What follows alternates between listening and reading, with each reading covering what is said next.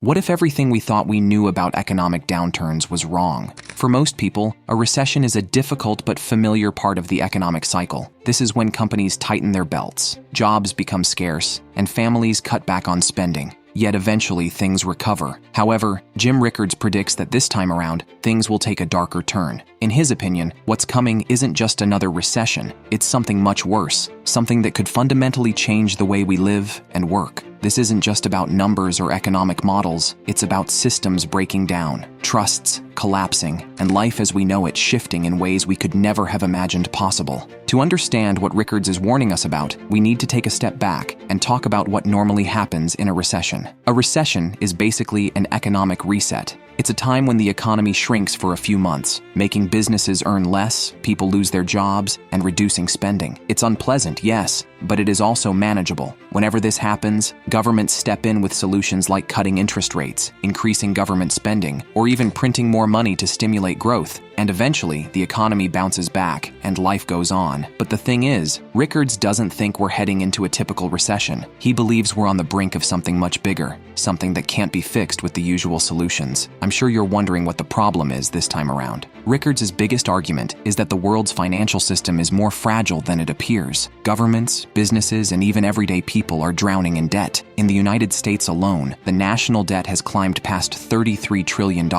It's a number so massive that it's almost impossible to comprehend. But that's not all of it. Corporate debt is also at an all-time high, as businesses have borrowed heavily to fund their operations, expansions, or stock buybacks. But this debt only works as long as interest rates stay low and creditors believe they'll eventually get their money back. So what happens when interest rates rise or when lenders start doubting the system? According to Rickards, it's like pulling one thread from a sweater. If you're not careful, everything could unravel. And it's not just happening in the US. Countries all over the world are in the same situation. Developing countries are facing skyrocketing debts, which they won't be able to pay back if the global economy collapses. It's a ticking time bomb. Then there's inflation, a concept that has now become personal for many of us. Rickards warns about the consequences of years of money printing by the central banks. For a long time, central banks have been pumping money into the system, hoping that it'll boost the economy. It worked to some extent, but at a cost. That cost is inflation. When the value of money falls, the price of goods and services rises. For most of us, inflation shows up in frustrating but familiar ways like groceries that cost more every month, higher rents, and fuel prices that make us think twice before driving. But in extreme cases, inflation can spiral into hyperinflation, where money becomes practically worthless. Imagine waking up one day to find that your paycheck won't even buy a loaf of bread. It sounds far-fetched, but history has shown that it is possible. Just look at Venezuela or Zimbabwe in recent years. Rickards also highlights something we may not think about often: trust. At its core, the financial system is built on trust. You trust your bank to keep your money safe. Businesses trust that the currency they receive today will hold its value tomorrow. Investors trust that markets are fair and that their savings will grow over time. But what happens when that trust is broken? Rickards warns that when trust is gone, it's incredibly hard to rebuild. If enough people start withdrawing their money from banks because they're scared of a collapse, the system itself could crash. Or imagine a scenario where businesses refuse to accept certain currencies because they don't trust their value. This will make the entire system grind to a halt. Rickards refers to this as a financial freeze. It's a moment when nothing moves and no one knows what'll happen next. The risks don't stop there. Rickards points to the interconnectivity of the global economy as a major vulnerability. It's like a spider web. A shock in one part of the system, like a banking crisis in Europe, or a currency collapse in Asia, can send ripples around the globe, dragging down countries that appeared stable just moments before. But what could set this off? Rickards does not claim to know the exact trigger, but he points to several possibilities. One major risk he talks about is geopolitical tension. Consider the ongoing rivalry between the US and China. If China decides to dump its US dollar reserves or create an alternative currency for international trade, it could weaken the dollar's position as the world's reserve currency. And without that status, the US economy would face massive disruptions. Another potential trigger is technological vulnerability. Today, nearly every financial transaction relies on digital systems. But what if those systems were hacked? A major cyber attack on banks, stock changes, or payment networks could cause global panic.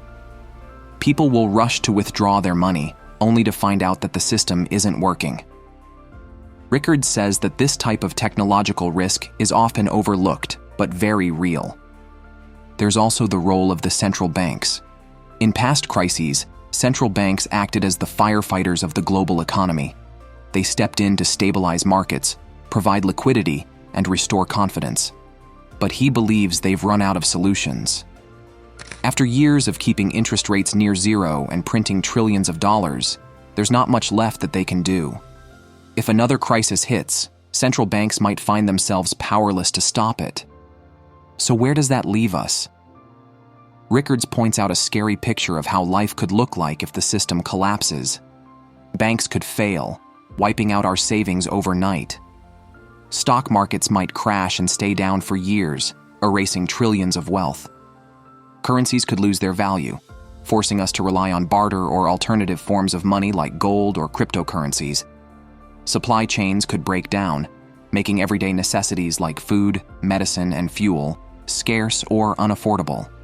It's terrifying, but Rickards insists it's not inevitable. He believes we can take steps to prepare.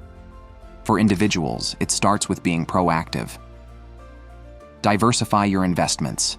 Don't put all your money in one place, especially not in assets that depend on the stability of the financial system. Physical assets like gold, which have intrinsic value, could be a safety net.